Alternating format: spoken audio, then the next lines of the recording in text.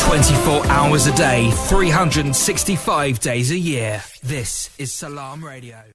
Assalamu alaikum. This is your very own Dr. Shabina Asad Qayyum for Salam Radio 106.2 FM on this very wet and really cold Monday evening. How are you all? It's wonderful to be back again, and we've just had an absolutely amazing programme, haven't we, in the Nasheed show with Brother Rustam Suleiman. I hope you've all enjoyed it, and indeed, when you've come back from work or your school or colleges or your daily business, it must be an absolutely refreshing treat to hear the wonderful spiritual and religious melodies that Brother Rustam brings for our ears, especially on this cold winter evening. And indeed, winter has most certainly set in.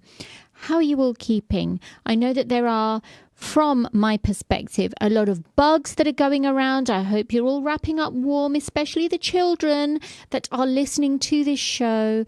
And I hope that you're all keeping safe and happy, because there's nothing worse than going out in the dreary weather and feeling miserable about it. Well, I will make sure, hopefully, inshallah, that I will make this show more fulfilling for you all. And yes, I am Dr. Shabina Asad Qayyum. I'm a GP that works at Park Medical Centre, which is in the city centre of the city of Peterborough, and my job is here as a volunteer to bring you the latest information in the way of healthcare and everything that you know about health as well. So I hope you're really going to enjoy the show. I have a very straightforward, well, it's not a straightforward topic, but something that is, I would say, something that needs to be spoken about. You don't need to use too much mental work or hard work. I talk a lot about mental health, and I thought let's divert a little bit from that and talk a little bit about this. This is more about the bowels, and I will speak to you over the next hour about this very good condition. But before I do that, I do have to go through some of the numbers that I would love for you to talk to me and engage with me on, and that is to call me on 01733 602 133, or you can text us on WhatsApp, which is 07411 191062. And you can comment on the live stream on YouTube, Twitter, X, or Twitch, or on Facebook as well. So how have you all been? I know very much, and I usually give a bit of a message out on Salam Radio, which is, something that I really want you all to take away. As we all know, there is so much angst in the world. There is so much distress and sadness in the world at this moment in time. And it does have an impact on us as people and how we execute ourselves towards others. And this past week has really opened my eyes as to how individuals treat each other, especially in the light of negativity. And there's one message that I'd like to give to all of you, that please, please, please, however much anger you have within you, our beautiful deen, our beautiful religion of Islam always teaches us ikhlaq, and to operate within those limits of ikhlaq. Social media nowadays is a tool where we have been able to gain information more readily. I've done shows on this before. And I often see that people are too quick to use these tools and to confer an opinion that can sometimes come across as incredibly hurtful or negative or judgmental of another person. And often it can be said in the most derogatory way possible. So please be mindful of how you treat others. It doesn't matter what background they're from, what their ethnicity is, the colour of their skin, who they are, their identity, their faith. Our religion teaches us to be kind to everyone. And if you can't do that, you are failing in that which has been instructed to you by Allah subhanahu wa ta'ala. So I'm going to use 3 words of advice, and that is, please, just be kind. There is too much hate in this world. And it really saddens me. It really does, that we can take over somebody else's personal space, take ownership over how that person is, and completely destroy their dignity. So just be kind. And I'm giving a shout out to my friend Johnny Richardson, who I know has been and faced the brunt of some very cruel behaviours over the last couple of days. And I want to say to you, Johnny, that I'm with you. The whole of the Salam Radio family is with you, and my listeners are as well. So we are going to be the best possible examples of what our faith teaches us in Islam, and that is to be kind to everybody. Now, there is something that I wanted to bring to your attention in terms of talking about a condition, and that is inflammatory bowel disease. And it's becoming more and more common. I've had many requests to talk about this, and inflammatory bowel disease comprises two conditions, most commonly ulcerative colitis and also Crohn's disease. Both are very much within the digestive system. They cause symptoms that can cause a lot of, I would say, symptoms that can be debilitating if not kept in check. But it's really important to talk to you about what inflammatory bowel disease is and how we can deal with it. So I'm going to talk about inflammatory bowel disease first of all. And when doctors speak to patients about it, they usually refer to inflammatory bowel disease either meaning Crohn's disease or ulcerative colitis. And it's very important that we differentiate between the two, because trust me, when I used to be in medical school, I always used to speak about I used to speak about bowel disease as well, but Crohn's in itself is a completely different, if not in terms of the anatomy, to inflammatory or ulcerative colitis. That is why it's very important that we differentiate between the two, establish who it is that has Crohn's or ulcerative colitis as well, who can get it, what are the signs and symptoms to look out for, and just how you manage this condition, because it can be an incredibly debilitating condition as well. So I hope that you will be able to find some kind of respite from all of this. And indeed, I will be here to answer your questions. Now, I'm not sure why the chat function isn't working on my laptop, which is on the computer here. So I might not be able to see any questions that you might bring to my attention. But what I will try and use is my own device here. And I can see a message that has popped up from Brother Jangir Mohammed. Assalamu alaikum. Hello, Dr. Shabina. Hello. Assalamu alaikum, Brother Jangir. How are you? Brother Jangir does some amazing work.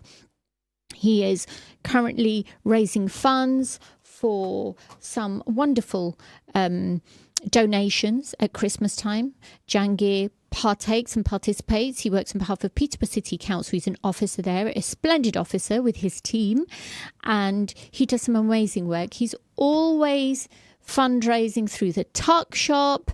He doesn't eat those snacks all by himself. He knows it very well. He doesn't, but he has raised so much money, and I'm so proud of him. So I do want to say thank you so much, Jangir, for everything that you are doing as well. And my trusted, wonderful station manager has just set up the messages. So high five to you as well, Serena, because she deserves a shout out as well. She's fabulous. So thank you very much for organising that. So now you can write messages away to me and I'll be able to see what it is that you're writing.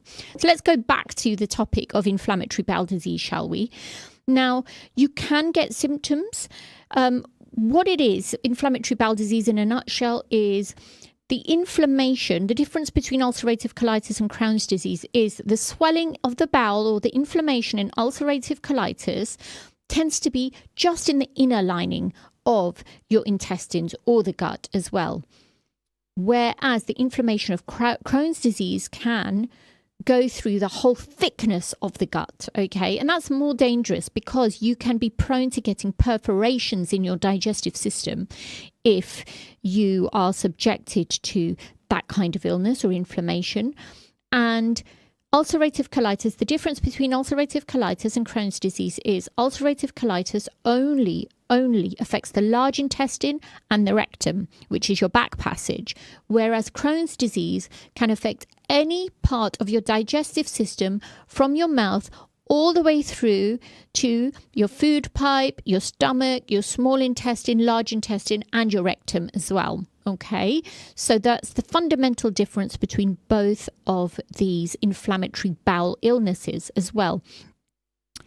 The statistics on this are quite significant. So you have 1 in 20 people who will suffer from inflammatory bowel disease.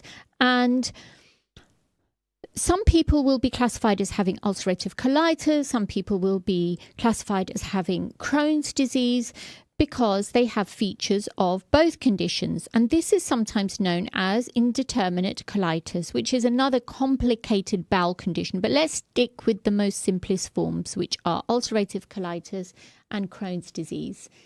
And I've got a response from Jangir. Thank you for your kind words. Likewise, you do very good work yourself. Well, thank you very much. And I always say, birds of a feather. Well, birds of a feather, you... Well, anyway, come on, let's do it. Those that have feathers flock together. Not calling you a bird there, Brother Jangir, but there you go. But you know what I mean, don't you? So, yeah. So thank you very much for that. And we carry each other. Those of us that do some good work in the community, we all carry each other. We all support each other. And it's so important to keep good people together. That's why I say, I'm going to repeat what I say, just be kind. Okay? So I'm going to give you a little bit of an overview about how our gut works. And, you know, when I speak to people, your gut is so complex. I often think that your gut has a memory of its own, which it does. When we look in depth as to bowel movements, habits, how people go and visit the toilet for number 2, I'm not going to be crude in this at all, but the bowel has its unique way of developing a memory. And from the mouth to the back passage, the whole gut is lined by a complex mesh of nerve supply, blood supply, smooth muscles, which are different to your muscles that you have in your biceps or in your upper arm. But they have a unique ability to do something which is known as peristalsis. Now, peristalsis is the action of the gut to transport food whenever you eat it from your throat all the way down to your rectum. So peristalsis is a very important part of the gut. The other thing that the gut does is the exchange of minerals and things takes place that helps with the digestion of your food. The gut is also a place where you have something known as good bacteria, which is responsible for breaking down your food into waste products that are then eliminated. So it's very important that how you treat your gut is how you would treat the skin of your face. You know, you would never want ulcers to come out on your face.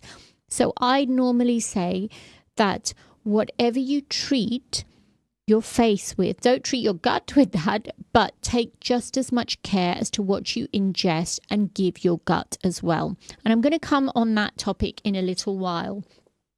But ulcerative colitis is the most common form of inflammatory bowel disease, and it affects about 1 in 400 people in the UK. Now, Crohn's disease is less common. The statistics are about 1 in 700 people in the UK as well. And inflammatory bowel disease, it can present at any age, but the most common age is between 15 to 30 years. And there's a second smaller peak age where it occurs, which is between 50 to 70 years. So just look at those differences. It can start at any age, but it can start when you're a teenager as well. Now, Crohn's disease is affiliated with a strong family history of those who have Crohn's too. So if you've got a first-degree relative that is affected, such as your father, your brother, or your sister, and Crohn's disease and inflammatory bowel disease has an incredibly high incidence in those people who smoke. So if you're listening to this and you are a smoker, trust me, the smoke that you inhale also affects your digestive system. And there is a whole world and plethora of issues that affect your gut when you smoke. And one of them is not just the inflammatory bowel disease, but you can get symptoms of acid reflux. You can be at risk of developing stomach ulcers. Cigarette smoke is so bad for your digestive system, and that often does not get mentioned. But I'm mentioning it to you today because I really want you to think about how you treat your gut. So the first golden nugget of information, and I always give a golden nugget of information to all of my listeners, is you take home with you that what you put into your gut will be how you treat your gut. Okay, so like you treat your face with kindness, you treat your gut with kindness. Yes. And what I would say is, I've got a comment here from Gabriella Batcher: leave UK and quit now. Okay, I don't know the relevance of that to a health show, but most certainly if we have a show on politics, I will make sure that we forward that comment to you so that you feel heard, Gabriella. But thank you very much for interacting. That's what I'll say. Thank you. So, infections. Obviously, if you're not taking non-steroidal anti-inflammatory drugs, they can also aggravate symptoms too. So, if you are taking any anti-inflammatory drugs and everything else. Oh, I get you now. So Gabriella has written back, smoking that air.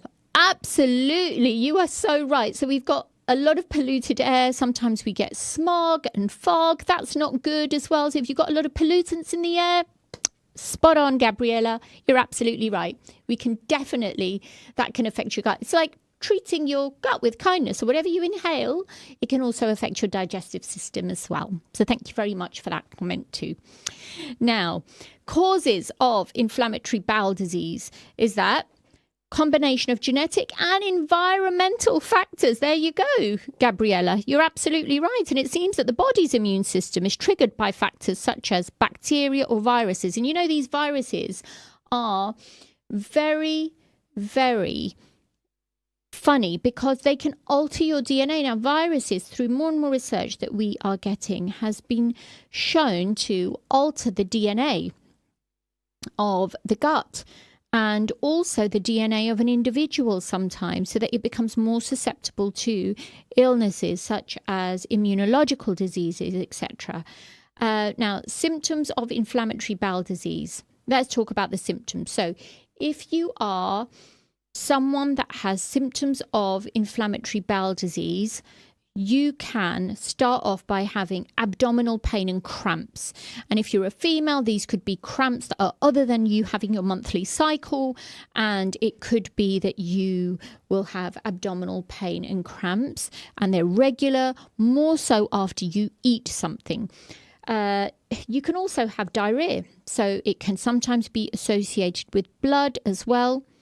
Having the urgency to open your bowels, that can also be a reason for you, or a sign that you're developing some type of inflammation in the bowel as well. If you're having abdominal cramps and you're also having fever and you're having the urge to open your bowels with a bit of blood mixed in it, these are all quite stark warning signs that you may have inflammatory bowel disease too. As a result of all of the three that I've just mentioned, you can also have weight loss. And as you know, some people that have just plain stomach bugs, diarrhea and vomiting, they can rapidly lose weight. And the bowels can be a reason why you lose weight as well. If you are having bloody diarrhea as well as fever and just stomach pains and abdominal cramps, because you're not really ingesting anything after you have those symptoms. Your appetite goes off, you start losing weight, you're not taking in, and you are flushing out a lot more of that which, you know, you're taking in. So that can cause you to lose weight quite quickly too. And there is an obvious lack of appetite when you have all of these symptoms. So these are some of the symptoms to look out for too. Not to say that every single patient has them, they can be quite variable. But for those patients who have Crohn's disease, they can be more severe because the whole of your gut can be affected with Crohn's disease. So how do we diagnose it? Now, just say you go to your GP and you're having all of these symptoms. You've got the fevers, you've got the cramps, you've got diarrhea, which is passing blood. the first thing that your GP should do is ask you a history. And depending upon whether they want to examine you or not, which is good if they do, the other thing that they might do is send you for a couple of tests. Now, there are a few tests that can be done in the initial stages for Crohn's disease, and that is blood tests. A full blood count will check whether, because if you're having bloody diarrhea, you can be at risk of developing anemia. So have a look at the full blood count. And the other test is known as the CRP, and that is an inflammatory, what we call in medicine, an inflammatory marker, which tells us what your levels of inflammation are. And it's this protein that is released when any part of the body experiences inflammation. So your CRP, which is known as your C-reactive protein, normally it should be under the level of 5. But it can go higher. And when it goes higher, it tells us that there's some inflammation in the body. So if you have anything like an inflammatory bowel disease, your CRP is going to be more than 5. Okay, and it's a little protein that is released when you have inflammation. You can have stool tests. Now, what will the stool test find out? Your stool test will find out if you have an infection as a result of a bug. Your stool test, and this is a different stool test, can find out whether you can have something known as fecal calprotectin. Fecal calprotectin is a protein that is released from the gut when you have inflammation in the bowel, and that is then detected in the stool. And some people who have inflammatory bowel disease have incredibly high levels of this. So it's very important to make sure that your GP does a stool test, which is known as fecal calprotectin as well. And there are other blood tests, just like something known as an ESR, which is the abbreviation for a very long and complicated name called erythrocyte sedimentation rate, which is again a protein that is increased when things aren't quite right in the body. But an ESR is generally raised in a lot of things. Even if you're feeling out of sorts, you can have a raised ESR. But CRP is more specific to inflammation and infection in the body. It's a protein that is released when you have any inflammation and infection in the body. Other than that, CT scans or an MRI scan of the abdomen is also thought about. However, I'm not a big fan of CT scans because of the sheer amount of radiation that you expose a patient to.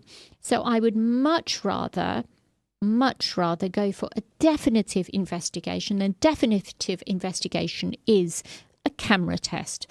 And the camera is inserted through the back passage where the surgeon has a look through the camera as to the lining of the gut and the bowel.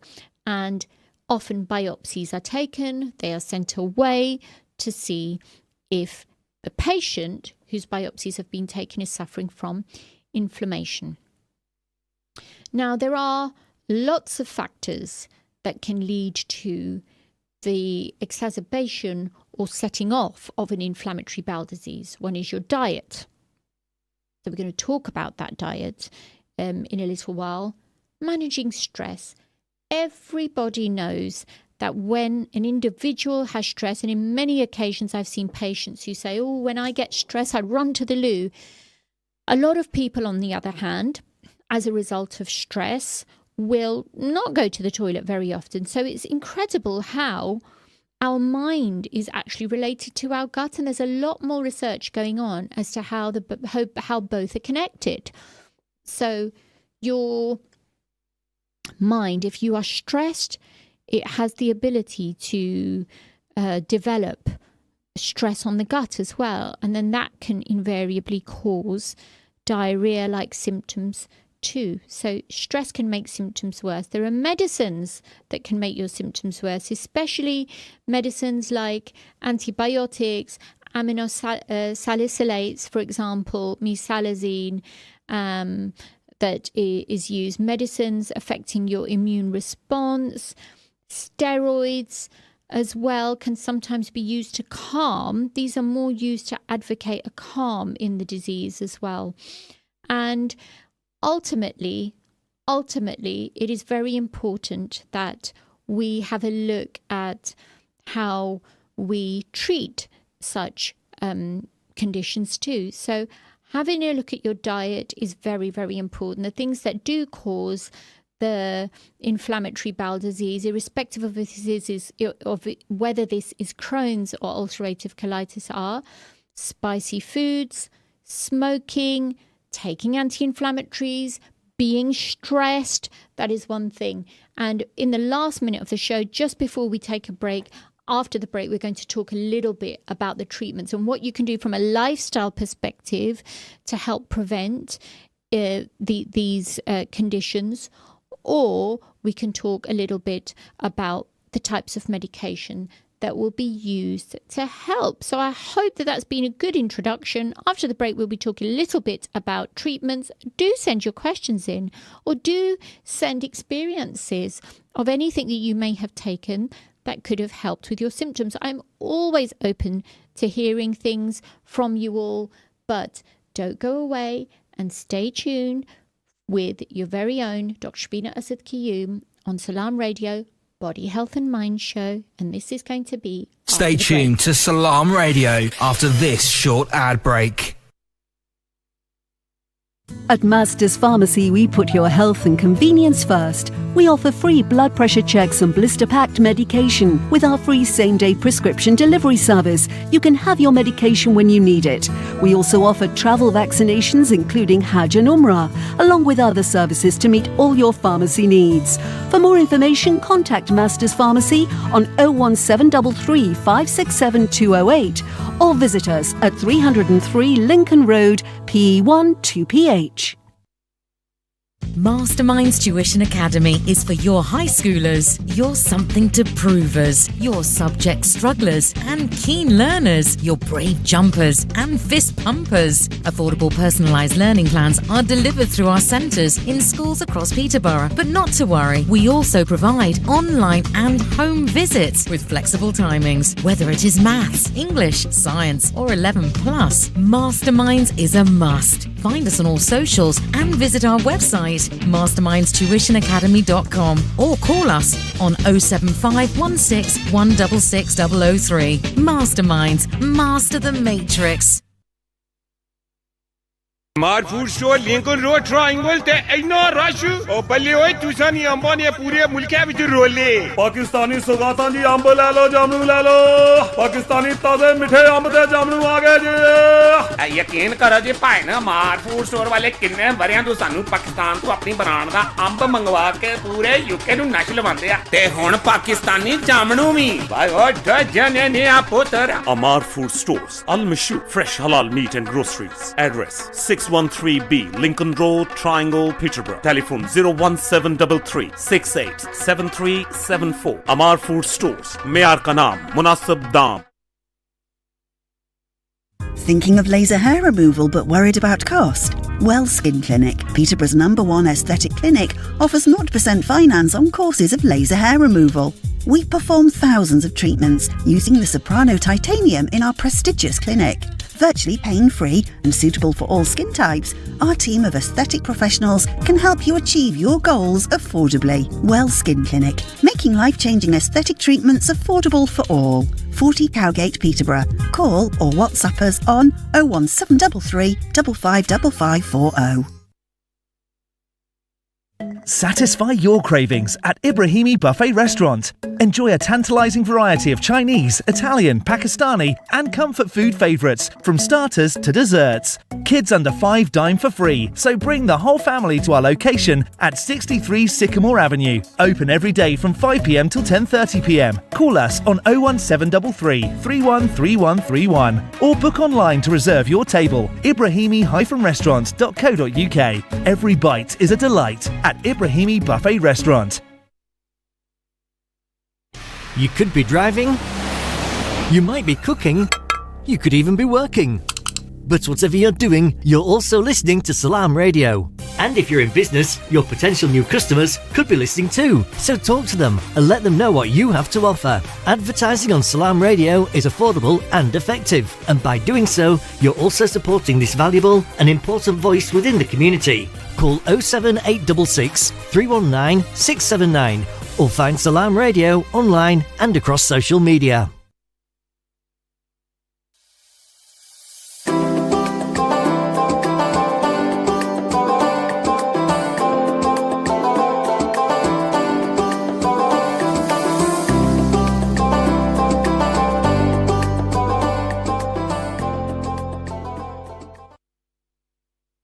Assalamu alaikum. Welcome back to the Body Health and Mind Show on Salam Radio 106.2 FM. And before the break, we were talking a little bit about inflammatory bowel disease, which was ulcerative colitis and Crohn's disease. And you've probably heard me smile a little bit. I'm actually laughing because you know what? This is the time that David Garner, my friend, has written his weekly joke on the Body Health and Mind shows. I'm going to share it all with you. And wherever if you're driving to and fro driving, I really hope that this lifts your spirits, because every week David lifts mine and the many listeners. So I'm going to read it out to you. So David's joke of the week is, my pet hamster Gavin has died from accidentally eating heartburn tablets. I can't believe Gavin's gone. Do you know, actually, David, I read that when I was on the break and I burst out laughing. I laughed out loud when I read that. But thank you so much for increasing our spirits. It's really kind of you. Even Jangi's laughing. And Jason, diverticulitis. Well, diverticulitis is a type of inflammation, but it's different to the inflammatory bowel disease that we're having. No, we don't have it that we're talking about. I've got the David effect on me here. So no, Jason, diverticulitis is different, and I can talk a little bit about that in a different show. But this is inflammatory bowel disease, about ulcerative colitis and Crohn's disease. And David, thank you so much for being part. I was waiting for you. I was wondering, where has he gone to? So yeah, thank you so much for that wonderful joke. Now, back to what we were talking about. Now, Crohn's disease and ulcerative colitis, there are complications that are separate complications from each other. And let me go through the complications of Crohn's disease first of all. I need to talk about this before we talk about treatment. So we've spoken about how you get it. Obviously, we've spoken about food. We have spoken about medications that could cause it, smoking, stress, and also that Crohn's disease can have a genetic tendency as well. So it's important to think about these factors and treat your gut with kindness. Treat your gut as if it's as special as your face is. What you put in is going to manifest. So if you eat highly processed, fatty foods, you know, that are hard to digest, your gut's going to have to work extra hard. And also, if you're smoking and not having adequate water intake, these are the basics. We all need to know how to deal with our gut gently. So let's talk a little bit about the complications of Crohn's disease as well. So there are a number of things that can happen with Crohn's disease. You can develop a stricture if you have Crohn's disease. A stricture is a narrowing of the gut because of all the scarring that takes place due to the inflammation. And what can happen is that with healing over time, your gut can become narrow and fixed and hard, and that can make it prone to the next complication, which is perforation. And perforations can be life-threatening and very, very painful. If you develop a perforation in your gut will stop moving. There will be no what we called peristalsis in the beginning of the program. You will not be able to open your bowels. You will not be able to pass wind as well.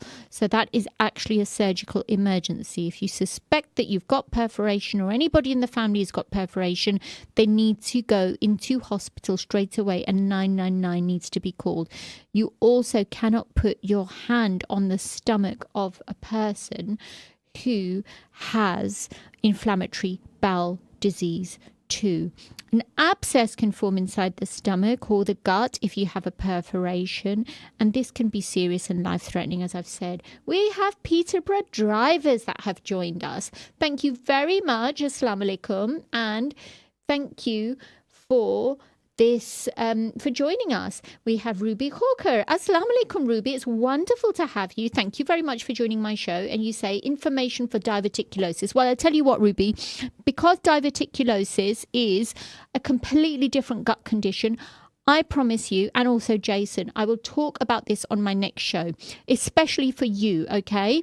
So hopefully that should be next week. If not next week, it will be the week after. But I promise you I will talk about diverticulitis, diverticular disease, and diverticulosis as well. How does that sound? Are you happy with that? Because I'll definitely make sure that I give you that information on that show too. No worries at all. So Ruby has said thank you, and it's great to see you all engaging in the show. It really does. And this is what brings me here. I was absolutely knackered today, I was saying to Serena, but you've all woken me up, so thank you. It was been a really tiring day. But thank you very much for coming on board. So we were talking about complications in inflammatory bowel disease, Crohn's disease. So we've spoken about having a stricture, a perforation, and something then is known as a fistula. So a fistula happens when the gut develops a channel or a hole, and it forms between two parts of the body. So part of the small intestine can sometimes form a perforation that communicates and forms a channel with, for example, the urinary bladder. And what can happen is that fecal matter can leak into the urinary bladder, and you can get infections as well. Also, in women, you can have a communication with the gut and with the, if you've got Crohn's disease, and with the birth canal, and that can cause fecal matter and infections in the birth canal, a lot of pain, very painful, and that's also called a fistula. So you can get that as a complication. And people with Crohn's disease have a small increased risk of developing cancer of the colon as compared to the risk of the general population as well. You can also develop, and this is quite interesting, you can develop a thinning of the bones called osteoporosis. And the increased risk of this is because of the poor absorption of food that occurs in some people who have very severe Crohn's disease. So as a result of that, it is one of those things. And also if you're on long-term steroids, so long-term steroids can also cause thinning of the bones. So if you find that you have severe Crohn's disease, or you've been on steroids for a long time and you have aching in your bones, or you've had a fracture recently, do speak to your GP about arranging a bone scan. Those were the complications of Crohn's disease. And as you know, they are largely all within the gut. The interesting thing is that ulcerative colitis differs slightly from Crohn's disease, because ulcerative colitis also has complications that affect other parts of the body.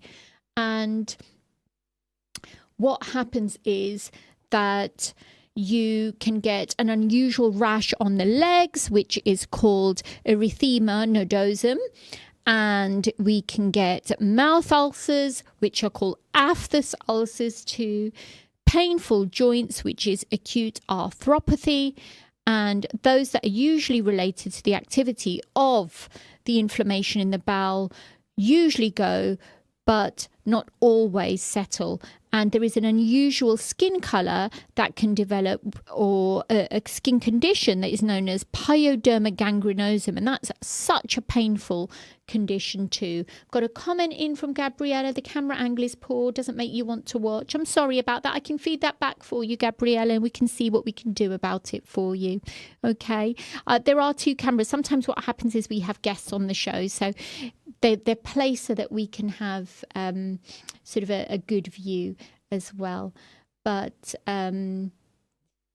thank you for your suggestions. We really do value these suggestions, so thank you very much. And we have Brother Irfan Sheikh. Thank you very much for an informative talk. Thank you, Brother Irfan. I hope that you're taking some information back and going back to the complications of ulcerative colitis, that you can also get conditions of the eyes as well, which is anterior uveitis, and it's an eye inflammation, and those that are not related to that activity of the colitis that might persist even when your gut symptoms settle, which is inflammation of the joints, and that's called sacroiliitis, especially if it's situated in the sacrum, and a type of arthritis affecting the spine, which is called ankylosing spondylosis. You don't want to remember that word. I will put down, it's called AS, and a condition causing inflammation of the bile ducts of the liver, which is very dangerous. It's known as primary sclerosing cholangitis, and a disease causing fragile bones associated with vitamin D deficiency and occurring especially in people on long-term steroid medication. Anemia can also occur due to iron deficiencies, but sometimes caused by vitamin B12 and folic acid deficiency. There is also a really small chance that you can get cancer with ulcerative colitis too. So after speaking about both things, one thing that you need to know, again, my second golden nugget of information is that ulcerative colitis can cause complications outside your gut, outside your digestive system, including in your liver, including on your skin, including in your eyes, in your bones, whereas Crohn's disease causes different complications that are confined to your gut, such as perforations, strictures, fistulas. So they're both in their own way different, can cause quite severe complications if they're not treated. However, they both have an increased risk of cancer. Now, Gabriella has asked, what about stress causing mental health? How is this possible? Is this a direct shutdown of the bloodstream? I'm not sure. Well, that is a really interesting question, Gabriella. I'm going to answer that for you. So, when you are stressed, you have certain hormones that are released from the brain that have actually a direct effect on your gut, and they travel to your gut through your bloodstream.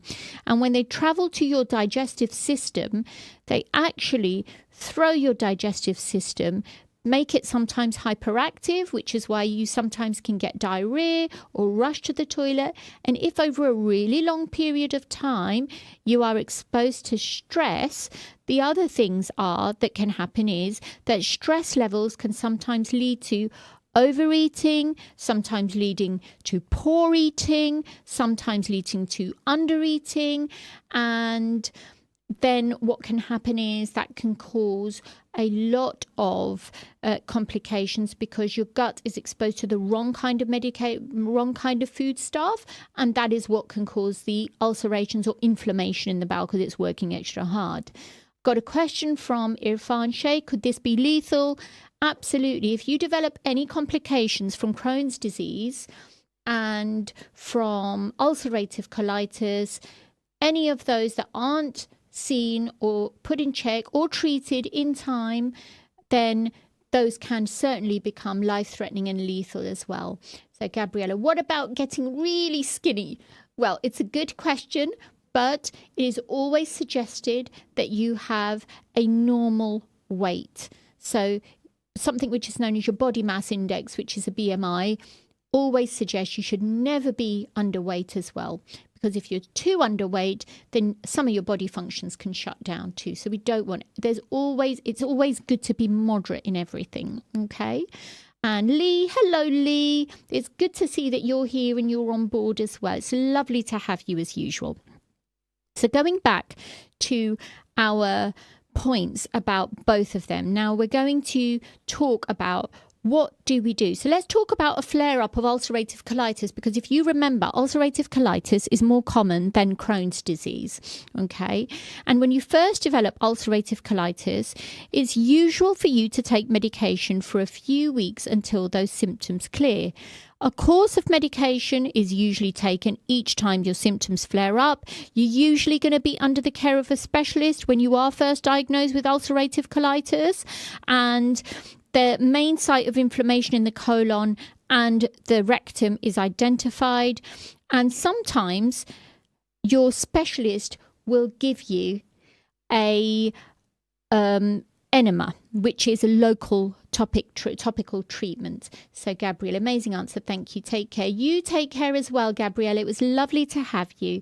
And keep listening until the end of the show. It'd be lovely to have your engagement. It's lovely to have everybody here from so many diverse backgrounds. That's what I love about the show and about Salam Radio too. So thank you very much. It's because of this show. It's because of you all that this show keeps going. So I'm going to thank you. Now, so we spoke about oral treatments being given for ulcerative colitis. Then we spoke about topical treatments. Topical treatments is when you heal something, you apply something, okay? So when you apply something to the lining of your digestive system, you can apply a steroid lotion, or you can apply an anti-inflammatory drug, and something which is known as an aminosalicylate, which is given through an enema. And because they're more helpful if ulcerative colitis affects only the lower part of the bowel. Okay, and it causes inflammation in the lower part of the bowel where the back passage is. So if you use those enemas, it will help with those symptoms in the lower part of the bowel. Some people have to use them regularly, though, simply because of the fact that it can reduce the inflammation, and people get more flare-ups as well, which is why I think it's so important to educate people on how to eat, how to open their bowels, and obviously water intake is very, very important as well. So let's talk a little bit about aminosalicylates. Now, let's have a look. You've got mesalazine, olsalazine, balsalazide and sulfasalazine. Now, I know I've got some questions, but what I'm going to do is I'm going to answer them just when we've got time, okay? And I'll answer them quickly, so do keep a tab on these answers. But these don't work in all cases. Then you can have steroid medications that can be taken by reducing inflammation. So if you develop a moderate or a severe flare-up, a course of steroids can be given as well. Although taking steroids long-term can have its effects too, then you can sometimes, if you've got permanent inflammation of your gut, which often sometimes can happen in severe ulcerative colitis, then an immune system suppressant drugs are given. Things like azathioprine, for example, or cyclosporin is often given too. So these are usually given to clear up the flare-up of ulcerative colitis. Then laxative. Now, laxatives can sometimes be important because what you don't want is fecal matter to keep on touching the ulcerations within your digestive system, because that's just, fecal matter, it's disease, it's toxic, and it can prevent your gut from healing as well. So laxatives are very important to make sure that you're not constipated. And even in conditions like diverticulitis, inflammatory bowel disease, making sure you are not constipated is so important as well. So probiotics are often very good to make sure that you've got plenty of healthy flora within your gut that keeps on breaking down food in a healthy manner, ensuring that you're not constipated. Now, not everyone with ulcerative colitis and Crohn's disease can get on top of their illness, because sometimes it will be so severe that the last resort really is surgery. And a quarter of people with ulcerative colitis and a lesser proportion with Crohn's disease need surgery. It's a common operation, and it removes the part of the colon and sometimes the large intestine to take away the part that is really diseased and not responding to any type of medication. And your surgeon, if you do suffer from ulcerative colitis and this has been posed to you, will be able to give you the options as to what they're going to do. Removing your large intestine when you have ulcerative colitis will usually cure symptoms of ulcerative colitis permanently, although the stigma around that is having to wear a colostomy bag as well. So that's only performed surgery when you have a life-threatening flare-up by removing the large intestine. If your flare-up or your ulcerative colitis is very poorly controlled with medication, or if your ulcerative colitis or Crohn's disease has caused cancer or precancer of the large intestine as well. So general measures, just before I answer some of these questions, that is, a special diet is not usually needed. A normal, healthy, well-balanced diet is usually advised. If you've got ulcerative colitis, a high fiber diet avoids constipation. So golden nugget of information: treat your guts with kindness. Make sure you take your medications on time. Make sure that you don't get constipation. Eat a high fiber diet. Okay, so these are my golden nuggets of information. You might be advised, because you've got anemia as a result of blood loss from the diarrhea, to be taking iron or even folic acid tablets. Now, you may need to take painkillers, although don't take anti-inflammatories when you have ulcerative colitis and Crohn's disease, because that can increase your chance of bleeding or perforation as well. And you might be advised to have vaccines to protect you from infections because your immunity system can become low if you have very severe ulcerative colitis and Crohn's disease, such as hepatitis and HPV as well. So this can affect your immune system too. Now, the outlook of Crohn's disease and ulcerative colitis is there is just a very slight increase in risk of death after the first 2 years of diagnosis compared with the general population. We're talking about a very, very slight increase. But if your symptoms are well managed, there is very little difference in life expectancy from the general population. However, because of the complications I've spoken to you about regarding perforation and strictures and fistulas, which can be life-threatening, if you have a severe flare-up, it can turn into a life-threatening event. So just be aware of that as well. And if you don't take your medication often to prevent the flare-ups, half people with ulcerative colitis will relapse. So it's very important that you keep that in mind. Now, medical science is evolving year upon year. Therefore, it's incredibly important that we keep a lookout for the new innovations in treatments. Now we even have things like biologics, for example, that are being offered more and more in UK-based hospitals. So keep an eye out for that. Now we're going to go to the questions in the last part of the show, which I think is always good to address questions in the last part of the show. So, Mr. Irfan Sheikh, with the perforation of the stomach, can the person have a normal life, like normal functioning of body parts? Now, if you have had a perforation of the stomach, Brother Irfan, do remember that perforation of the stomach, the signs and symptoms are severe and excruciating abdominal pain. Nobody can touch your stomach when you've got a perforation of the stomach and it depends upon where you have the perforation. So if you actually have a perforation of your stomach as opposed to your large intestine, then the stomach, it has a very high mortality rate because bleeding can take place from the stomach. So it is essential that a blue light 999 ambulance is called for. Person can often vomit up blood when they have a perforation of the stomach as an initial warning sign. I know this because my mother-in-law had a perforation of the stomach in front of me. She survived. Thankfully, we took her into hospital and it was because she had a perforated ulcer in her stomach. So it's very important. And as long as you have emergency treatment that is given to you by way of either an operation or closing that perforation, the blood loss will be there.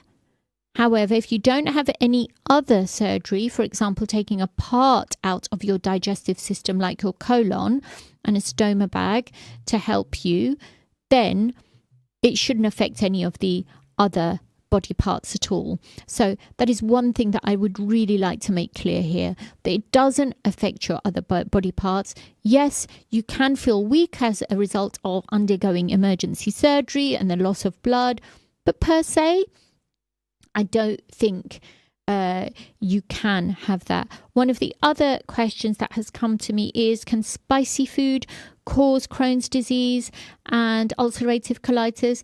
Actually, there is nothing in the way of evidence that is staunch to substantiate that or to validate that. However, it is very important that what you eat is eaten in moderation. So excessive spicy food is not good for the human body whatsoever. And it's just like having smoking as well. So everything in moderation is very important. Yes, it can affect the lining of the stomach too. And Peterborough drivers, that's amazing you give your time to the public. Well, thank you very much, Peterborough drivers, brother. And it's amazing that you also give your time as well to your trade. So I'd like to take this opportunity to thank you as well. And Brother Irfan, thank you, sister. You are very, very welcome, brother. I'm very glad that you've asked me these questions, and you always can ask me these questions. So in the last 2 minutes of the show, I think it's very important that we talk a little bit about how to round up. So any signs, symptoms of fever, abdominal cramps, losing weight, off appetite, bloody diarrhea, speak to your GP immediately. Make sure that you are investigated, you have a stool test, and you have a blood test at the very least that is taken by your GP. That is very important. Then Also, have a look at your basic lifestyle. Now, I cannot emphasize this enough. I always say this on every show. Make sure that you're having at least 8 glasses of water a day. Cleanse that gut out. Make sure that you're not smoking, because that can affect your stomach. Everything should be in moderation. Try to eat easy digestible food so that your gut's not working too hard. And most of all, if you do have ulcerative colitis and Crohn's disease, make sure you take your medications on time. Eat a high fiber diet. Prevent constipation. Make sure that you are having plenty of varied fruits and vegetables in your diet, because that is so important. No heavy, fatty, spicy foods or heavy digestible foods. We are coming to the end of our show now. What an absolute delight. I've really enjoyed today's show. You've made it worth it for me. Thank you so much. And hopefully next time I will be back talking about diverticulitis like I've promised, you wonderful listeners. And I can't wait to be back with you for another Body Health and Mind show with your very own Dr. Shabina Asad Qayyum. Stay tuned to Salam Radio after this short ad break. ये खुद को